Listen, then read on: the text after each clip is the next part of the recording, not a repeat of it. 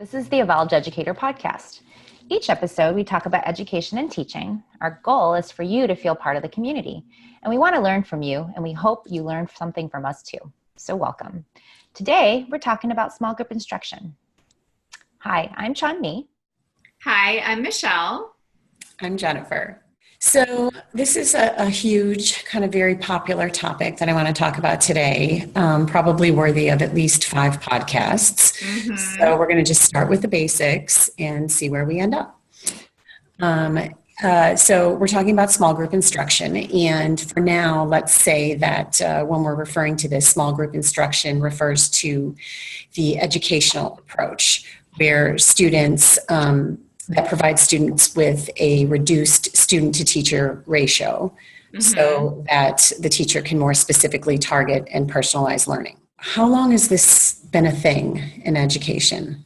I mean, I know I've been doing this my whole career. I actually found some pictures not that long ago and from my very first year of teaching, and the students were all working in small groups. But I remember when I was a student, I only remember a couple of classes where we were organized in groups. Everything else was whole group, pretty much direct instruction.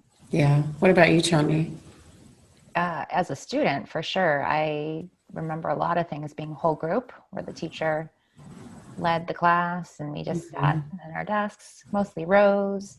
Maybe in science classes in high school, maybe we, like the chem teacher put us in lab groups or something, but right. I don't know if that's necessarily small group instruction. Just even in science, I only remember partners. I don't even remember group. Yeah, your lab partner. Yeah. Right. Well, apparently the small groups really started to take off in universities in the 1700s. What? Yeah. And some people even say the small group learning goes like as far back as, Socrates' dialogues, which would make sense if you think about the Socratic seminar and, really where that came from. So that is a long time ago. I did not know that. I just learned something new myself. So if this has been a thing, a small group instruction has been a thing since the 1700s, maybe even further back than that, why do you think it seems like this small group instruction is mostly used for reading groups and not for other content areas too?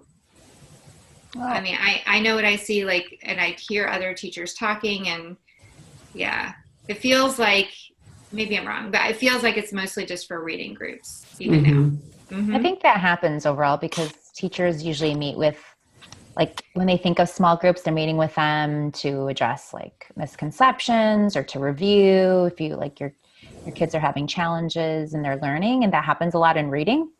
And so maybe they just don't see that small group instruction is their regular educational approach that could actually benefit all students in multiple ways. Maybe. Right. Well, actually, that brings us to our segment, Which Group Am I In? So like you said, this obviously is something that can benefit students in multiple ways. And research really shows now that students who engage in small group learning, whether it's inside or outside of the classroom, they achieve sort of a deeper understanding of the material. They're better able to demonstrate retention than students who don't participate in those kinds of activities. Right. So, I mean, it's just pretty easy to understand that small group instruction and learning has that significant impact on student achievement. So if small group instruction helps give students a sense of ownership over their own learning and provide students with these opportunities to hone, critical communication skills and social skills, there's just so many benefits from it. So what's going on here? How should this look? Well, I mean, one of the things that you want to consider is that when students are in small groups, they're able to articulate their ideas. They're verbalizing them. They're listening to each other. They're sharing in authentic discussions. And of course, they're collaborating. And you can see that students are much more actively engaged in the learning process. Right. So we know all these benefits now. But yet we see that teachers really struggle with this for various reasons. Or I guess maybe I'm asking why. Why is it that they struggle with this for so many reasons?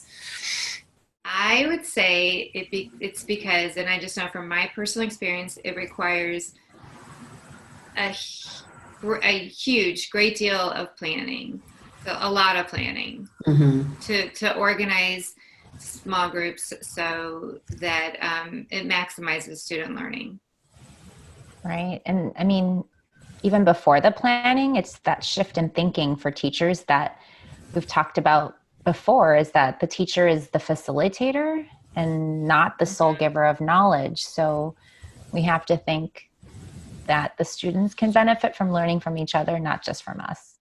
So also, I think that there's a lot of confusion out there about when and how much teachers should be using small group instruction. I just think people sometimes are confused. Right. And there's so much stuff out there right now, ways to incorporate the small group instruction. It can be super confusing for teachers, just the lingo. There's teacher designed small groups that are teacher led, and there's teacher designed small groups that are student led, and there's student designed small groups and student led. There's just so many different ways to do it. Blended learning, flipped classroom. Yeah, they got problem or project-based learning, collaborative learning, cooperative groups. Right. Tutorials, workshops, seminars, and the list is going on and on and on. Yes. Right. So it's no wonder people are confused. Yes. It's a lot, right? So yes. Today, I think what we're going to try to do is just really back up and start with just talking about some ways that we can group students, ways that students can be grouped.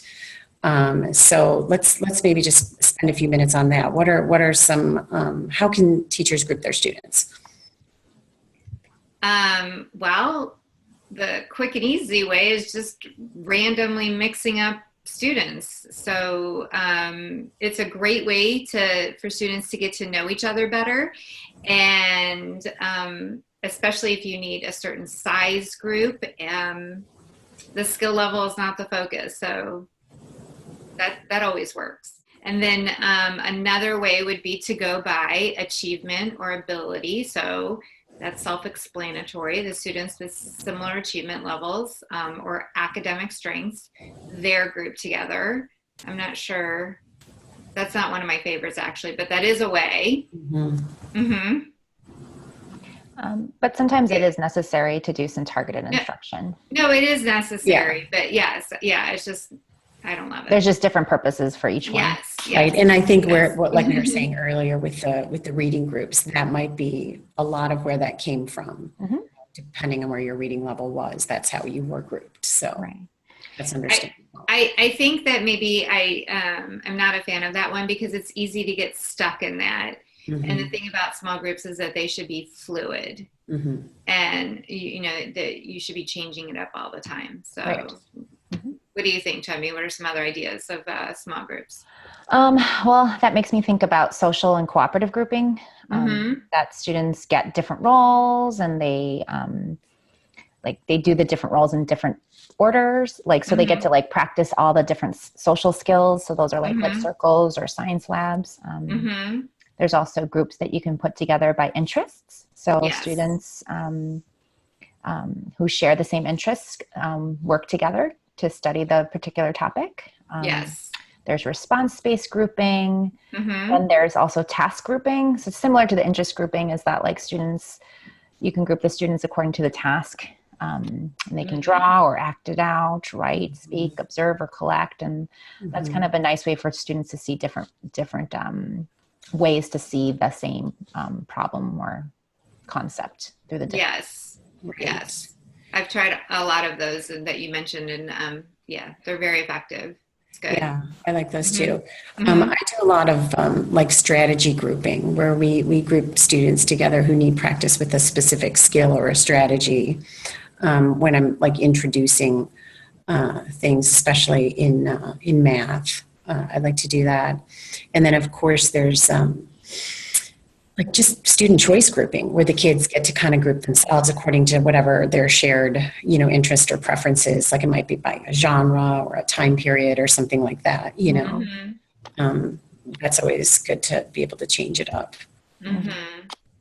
So, there's so many ways to do this.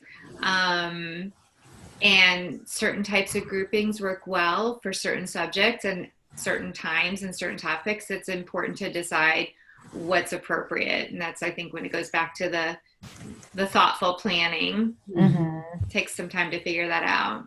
Right. It does get easier as you get better at it, though. I agree with you that you do need to be very deliberate in your planning, because you want to consider the work that the students need to do. And when you group them, it should match the students in the type of work that they need to accomplish. Right. Yeah. The work and the students and the situation all align. Mm-hmm. Right. Yes. And I think that's going to be a topic for another podcast. Yes.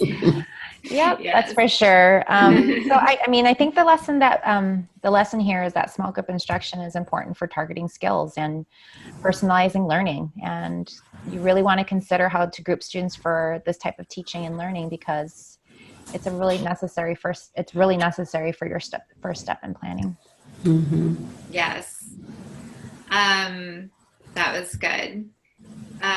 So this brings us to our segment, Strategies That Get the W. And each time we talk, we like to send you off with a little goodie, a strategy that you can use in your classroom starting tomorrow. Jennifer, it was your turn. What'd you come up with today? So this is one of my favorites, the gallery walk. Have you guys done this before? Yes. Yeah, it's one of my favorites. Yes. It's really just a discussion technique, and there are lots of variations of it, but it really allows the students to be actively engaged as they kind of walk throughout the classroom, and they work together in small groups to share ideas and kind of move through. It could be posters, it could be, chart paper, it could be computers, whatever it is. Basically, the student groups are assigned to one sort of question or prompt or problem or quote or poem or whatever it is. And then each chart paper or table is kind of a station, and the stations have different information, and the students sort of record group members' ideas and then rotate through the stations, and then you just kind of repeat until you end up back where you started. And the kids get to summarize and then reflect and conclude. There's so many benefits. Obviously, the collaboration piece, the small group piece where the kids are working together with other kids and really building comprehension. There's just so many benefits of this, and it gets the kids up and moving, which I love too. So what I like about it is that you're building that small group, but you're also building the learning as a community too. So. Yes. I like that it creates really rich discussions